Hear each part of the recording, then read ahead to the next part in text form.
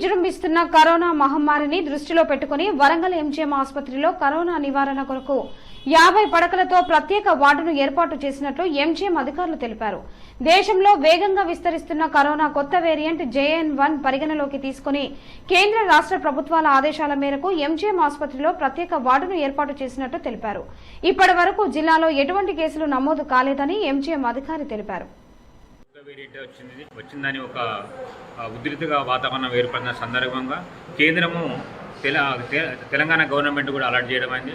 Government సూచనల మేరకు మేము ఈరోజు వరంగల్లో ప్రత్యేకంగా 50 బెడ్లు అరేంజ్ చేయడం, కోవిడ్ సపరేట్ వార్డుకు తయారు చేయడం, అందులో సాధారణ బెడ్లు, ఆక్సిజన్, వెంటిలేటర్తో మా సిబ్బందిని సంసిద్ధంగా ఉన్నాం.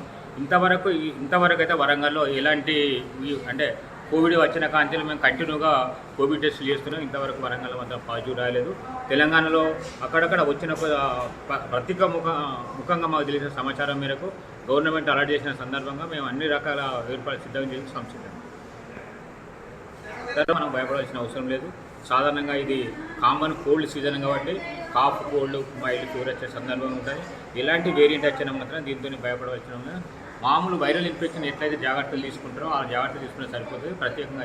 ప్రత్యేకమైన ట్రీట్మెంట్ అంతా ఈ ప్రెజెంట్ అయితే అవసరం.